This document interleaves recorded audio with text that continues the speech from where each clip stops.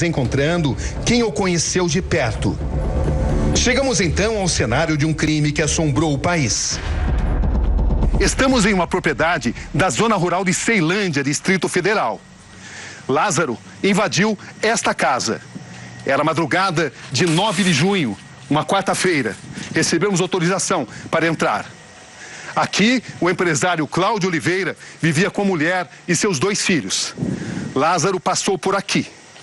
Ele conseguiu, com facilidade, invadir essa casa, fazendo esse caminho, até chegar a esta porta. Ele assassinou friamente, com tiros e facadas, o pai e seus 2 filhos. A mulher foi levada por ele. Quando os parentes chegam ao local, encontram Cláudio ainda com vida. Ele só consegue falar: saiam daqui. Ele levou Cleonice. O empresário morreu pouco tempo depois. Assim, depois de assassinar Cláudio Vidal de Oliveira, de 48 anos, seus filhos Carlos, de 15, e Gustavo, de 21, Lázaro partiu para sua próxima execução. Cleonice teve que assistir à execução do marido e dos 2 filhos, e ainda viver o terror de ser sequestrada. Ela é encontrada morta 3 dias depois, em um córrego, a 8 quilômetros da chácara onde morava.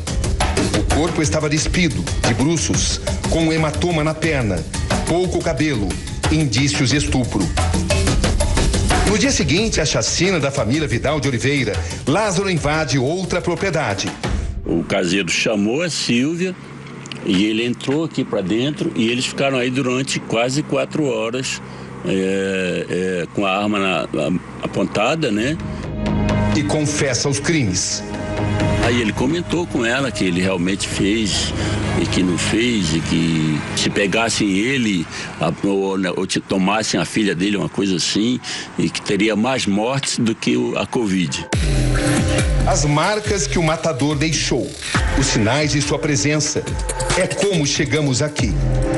Estamos chegando. Esta é a entrada de uma das fazendas onde Lázaro Barbosa trabalhou, em Goiás. Aqui existem histórias importantes para serem contadas e desvendadas. Esse é o dono da fazenda, Jadir Bianglo Lacerda, de 72 anos. E esse é seu filho, o advogado Wesley Lacerda. E esse aqui, o neto de seu Jadir, Daniel. Todos conviveram com Lázaro. Boa tarde, seu Jadir. Boa tarde, Roberto Cabrini. Como vai? Tudo bem? Tudo bem. Podemos conversar sobre o Lázaro? Podemos, sim. Seu Jadir, há quanto tempo o senhor conhece o Lázaro? É uns 3 anos atrás. Ele trabalhou para o senhor? Ele trabalhou uns dias, fez umas empreitadas de bater pasto lá na fazenda. Na sua fazenda? É. Como é que era a vida dele lá na fazenda? A mãe dele trabalhava comigo e o padrasto. Aí eu fiquei conhecendo, foi lá, eu estava precisando do serviço, ele falou, não, ele é bom de serviço. Aí coloquei ele empreitei para ir lá para ele fazer o serviço. Seu Jadir o contratou, Wesley também o conheceu e Daniel foi quem mais esteve com ele. Que tipo de comportamento o Lázaro tinha na fazenda? Ele era um pouco tímido, assim, ficava mais na dele, mas não vi normalidade nenhuma, não. A relação que ele tinha com o senhor, como patrão dele, como era? Não, foi muito pequena. Mas era respeitador? Não, era respeitador, não teve nada assim que desabonasse, não. O que as pessoas sabiam sobre ele? O que o senhor sabia sobre ele na época? Não, depois eu fiquei sabendo que ele estava respondendo, que estava preso, mas ele falou para mim que tinha saído, que tinha que ir no juiz de 30 em 30 dias. Que era mentira, né? Porque ele era um fugitivo. Exatamente. Eu falei, mas o que foi? Você está respondendo por quê? Ele falou, não, lá na Bahia eu desentendi com o cara e matei ele. Ele falou de uma pessoa só que ele matou? Ele falou de uma só, não falou nem que era 2. Depois o senhor ficou sabendo que eram 2 pessoas? Depois fiquei sabendo agora, depois. E o senhor não tinha conhecimento que ele tinha fugido da prisão? Não, tinha não. Passou pela sua cabeça que ele poderia se tornar uma pessoa tão perigosa como se tornou? Não, nunca passava, não. E hoje, o que o senhor pensa sobre tudo isso? Nossa, hoje eu morro de medo dele, que pra mim é um monstro. E não parecia esse monstro? Não parecia, não. Ele escondia bem isso? Escondia bem. O que mais chamava a sua atenção a respeito do comportamento do Lázaro? Ele era um homem muito calado e sempre tinha um olhar de baixo para cima. Ele nunca chegou como eu estou olhando para você aqui, olhos nos olhos. Sempre um olhar assim, mas nessa direção, assim. Ele trabalhou aqui? Isso, aqui ele guardava as ferramentas. Estamos agora no depósito de ferramentas da fazenda. Lázaro esteve aqui muitas vezes. Sim, ele vinha buscar os arreios para colocar arreio nos cavalos. Às vezes, como ele estava aqui, então ele acabava auxiliando o padrasto no trato com o gado, buscava para buscar o gado. Esta é a casa do caseiro da fazenda, onde Lázaro Barbosa ficou durante várias semanas. Na verdade, a mãe dele e o padrasto viveram aqui durante mais de 3 anos. Vamos entrar.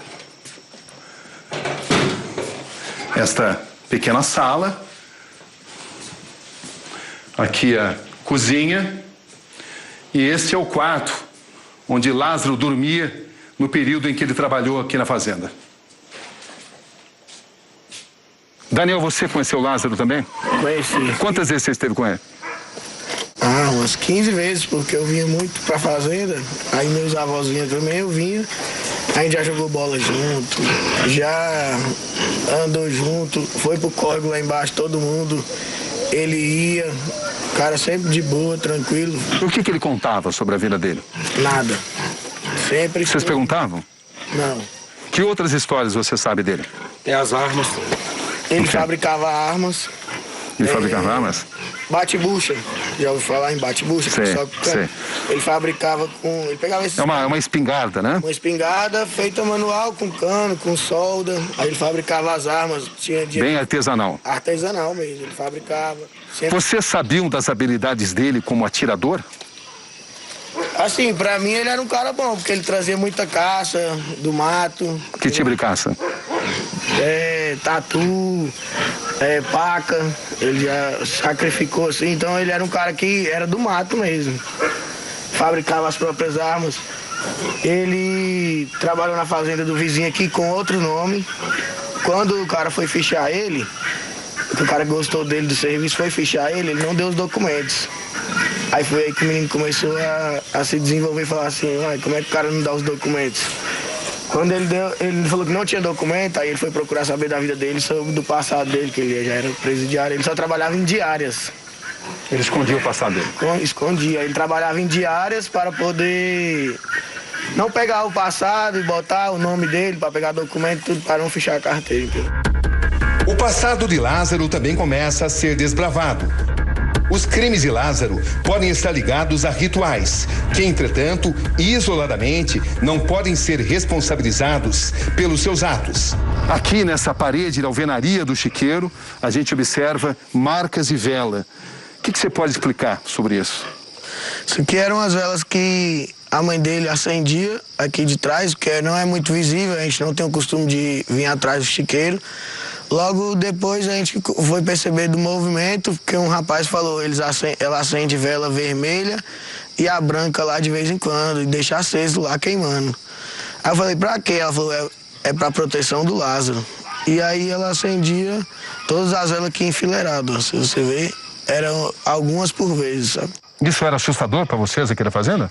Nós não tivemos o conhecimento, a gente teve conhecimento depois que o rapaz, que era amigo da mãe dele, do padrasto, contou pra gente que eles faziam isso. A gente não sabia, em momento nenhum. E sabendo disso e vendo isso agora, o que você pensa? É assustador, não tem nem o que falar disso aí.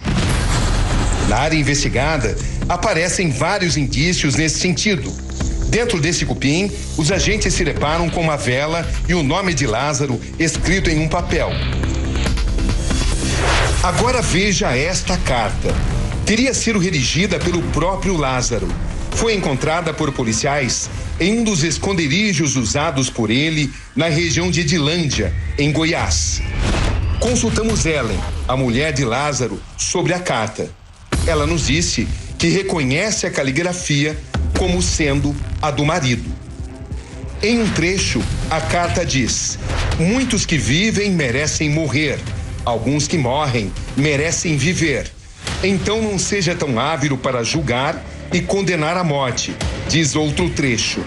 A carta termina com a frase: há outras forças agindo nesse mundo além da vontade do mal. Exclusivo. Esse é o homem que se tornou a testemunha-chave no esforço para a localização de Lázaro Barbosa. Seu nome, Alain Reis e Santana. Idade, 34 anos. Profissão, caseiro. Durante quantos dias você conviveu com Lázaro Barbosa na fazenda onde você trabalhava? 5 dias. E qual foi o momento mais tenso? Quando ele chegou me ameaçando, falando se eu falasse onde ele estava, ele ia me pegar, eu e minha família. Porque o pai dele mora na frente da onde eu moro. Você não tem dúvida de que era mesmo Lázaro? Não tem dúvida. No que ele chegou, que falou que o pai dele mora, ele mora no fundo da casa do pai dele, já não tem dúvida. E o pai dele mora na frente da minha casa mesmo, na frente da minha casa. O que o Lázaro tinha de condições ali? Tinha celular? Tinha um celular e uma espingarda. Tinha carregador? Tinha carregador, uma espingarda e uma bolsa preta. Só que não era de costa. Sei. E ele comia na fazenda todos os dias? Ele se alimentava? Se alimentava. À noite.